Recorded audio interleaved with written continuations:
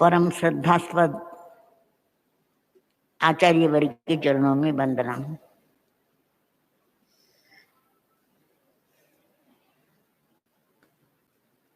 कहा जाता है कि बचपन जापान का अच्छा होता है, यौवन अमेरिका का अच्छा होता है और बुढ़ापा भारत का अच्छा होता है।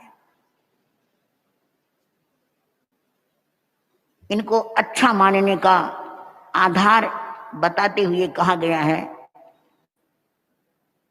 जापान में बच्चों की जितनी अच्छी देखभाल होती है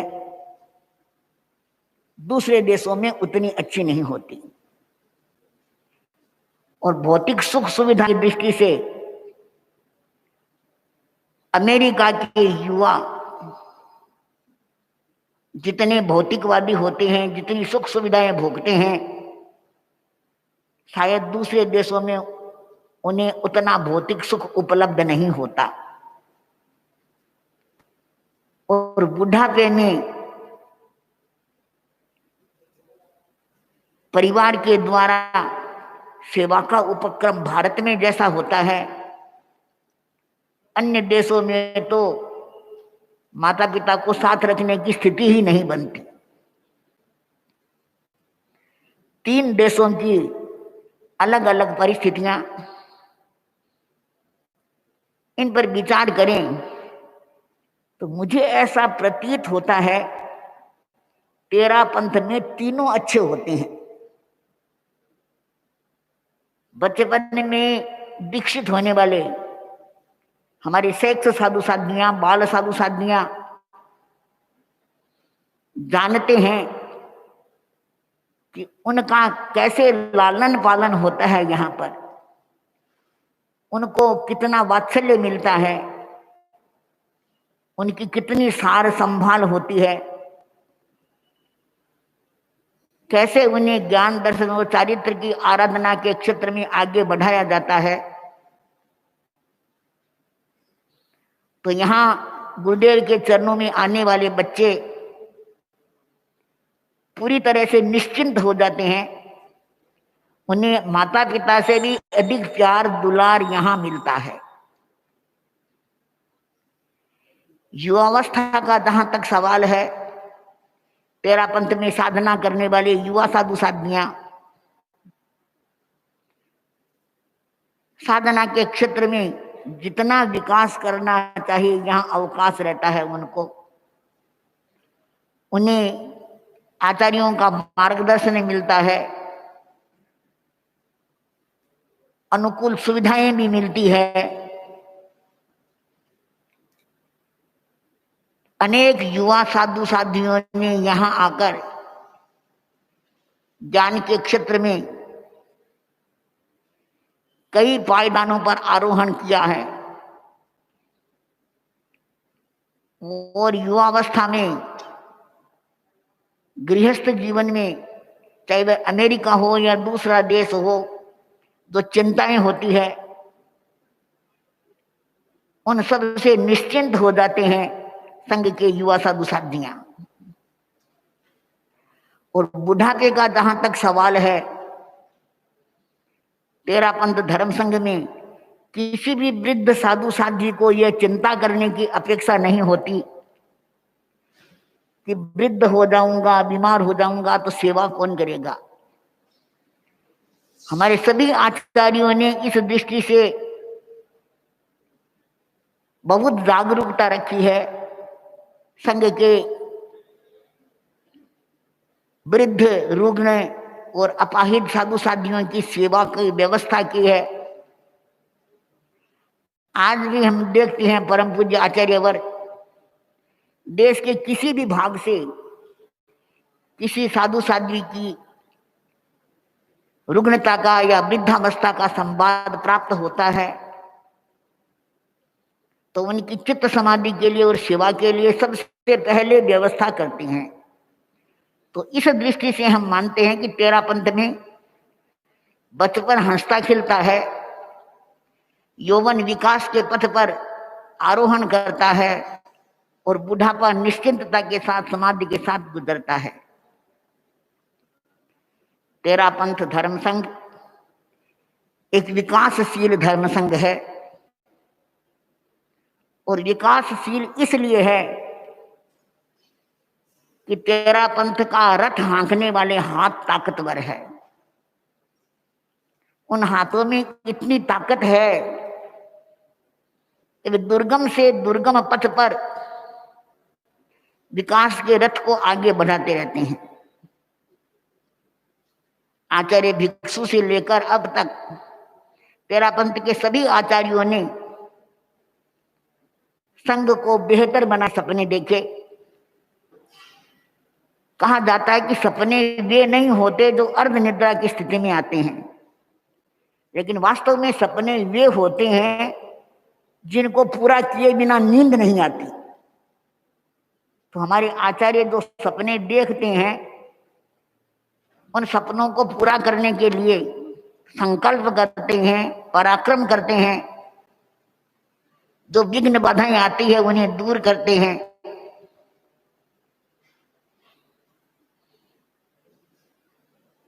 आचार्य तुलसी ने अपने जीवन में बहुत सपने देखे। सन 1983 में अहमदाबाद में उनका प्रवास था, तो वहां उन्होंने एक सपना देखा। उस सपने का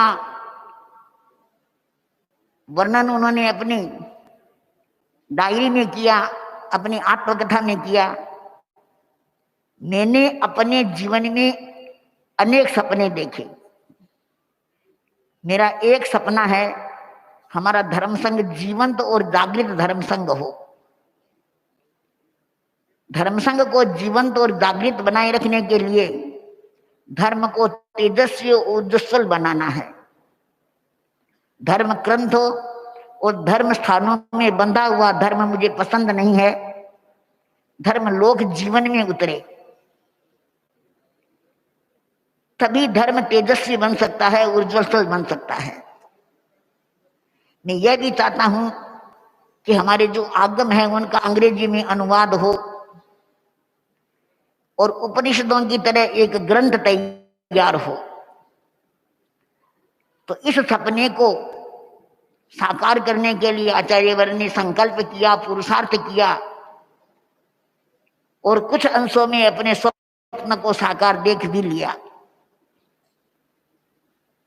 तो ऐसा प्रतीत होता है कि हमारे सभी आचार्य संघ को बेहतर बनाने के लिए, शक्ति संपन्न बनाने के लिए, तेजस्वी और ऊर्जस्वी बनाने के लिए नए नए सपने देखते हैं, और जब तक वे सपने पूरे नहीं होते वे उनके बारे में सोचते रहते हैं, पुरुषार्थ करते रहते हैं। तेरा पंथ की यात्रा 261 वर्ष की यात्रा है। 261 वर्षों में संघ कहां से कहां पहुंचा है, इस पर विचार करने वाले, चिंतन करने वाले लोग अनेक बार ऐसी अभिव्यक्तियां देते रहते हैं कि जैन संप्रदायों में सबसे लेटेस्ट संप्रदाय होने पर भी तेरा पंथ ने जो विकास किया है उसका कारण है तेरा पंथ की एक आचार्य का नेतृत्व, एक अनुशासन। आचार्य का जो निर्देश मिलता है पूरा संघ उस निर्देश की क्रियान्विति में तत्पर हो जाता है। और ये तेरा पंथ नाम भी विलक्षण है। आचार्य भिक्षु ने यह नाम नहीं दिया, पर उन्होंने इस नाम को गरिमामय अर्थबोध प्रदान किया। नाम देने वालों ने केवल संख्या को आधार बनाकर नामकरण किया, लेकिन आचार्य भिक्षु के पास जब यह संवाद पहुंचा तो एक बार तो ऐसा लगा कि हमारा कोई संप्रदाय नहीं, संगठन नहीं, फिर नामकरण की क्या जरूरत है। लेकिन उन्होंने सोचा होगा कि लोगों ने नाम कर दिया है तो फिर इसका पता नहीं क्या क्या अर्थ लोग निकालेंगे। तो उनके औत्पत्ति की बुद्धि में नया उन्मेष हुआ और उन्होंने कहा, हे प्रभु, ये तेरा पंथ। तो ये तेरा पंथ भगवान का पंथ, भगवान महावीर का पंथ, कितना उदात्त नाम है। दिल्ली की बात है, कॉन्स्टिट्यूशन क्लब में गुरुदेव श्री तुलसी का कार्यक्रम था। कार्यक्रम के बीच में लोगों ने जिज्ञासा की कि अनुव्रत क्या है, तेरा पंथ क्या है। तो गुरुदेव ने तेरा पंथ की व्याख्या की, तेरा पंथ के बारे में विस्तार से बताया। लोकसभा के उपाध्यक्ष श्री अनंत सेनम आयंगर, जो कि उस कार्यक्रम के आयोजक थे, वे आभार ज्ञापन के लिए खड़े हुए और एक तरह से नाचने लगे। उन्होंने कहा, तेरा पंथ, दाई पात। लेकिन मुझे लगता है दाई पात नहीं, माई पात। तेरा पंथ तो मेरा पंथ है। तो तेरा पंथ क्योंकि भगवान का पथ है, इसलिए जो भी भगवान में आस्था रखते हैं, जो भी अध्यात्म में आस्था रखते हैं, उन सब का यह पथ हो सकता है। और जो लोग भी इस पथ पर चलेंगे वे अपनी मंजिल तक पहुंच जाएंगे। हम कहते हैं कि आचार्य भिक्षु तेरा पंथ के संस्थापक थे, लेकिन वास्तव में उन्होंने कोई स्थापना नहीं की, किसी संघ की स्थापना नहीं की। उन्होंने भाव दीक्षा स्वीकार की, अंधेरी ओरी में अध्यात्म का उजाला पाया, और वही दिन तेरा पंथ की स्थापना का दिन हो गया। वे आत्मार्थी महापुरुष थे। आचार्य श्री महाश्रवण जी बहुत बार फरमाते हैं कि आचार्य भिक्षु भावितात्म अनगार थे। जो भावितात्म अनगार होता है वह अपने जीवन में आने वाली सब परिस्थितियों को सहज भाव से लांघ कर आगे बढ़ जाता है। तो आचार्य भिक्षु का संघ बनाने का लक्ष्य नहीं था, संघ बन गया। तो उन्होंने सोचा कि संघ बन गया तो इसे इतना मजबूत बनाना चाहिए कि कभी इस संघ पर आंच न आने पाए। तो उनकी साधना, उनकी तपस्या और उनका बुद्धि वैभव सबने मिलकर तेरा पंथ का इतना सुंदर संविधान बना दिया। इतने लंबे समय के बाद भी तेरा पंथ एक मजबूत नींव पर खड़ा है और आगे से आगे बढ़ रहा है, नई ऊंचाइयों को छू रहा है।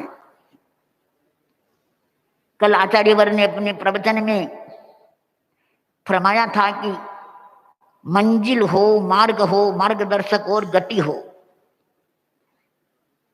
तो हम इस बात को इस रूप में भी समझ सकते हैं कि आचार्य भिक्षु ने भी अपनी एक मंजिल तय की।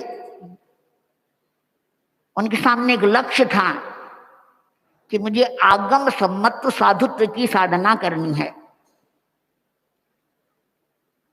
इस लक्ष्य को प्राप्त करने के लिए उन्होंने ज्ञान, दर्शन, चारित्र, तप की आराधना का पद स्वीकार किया।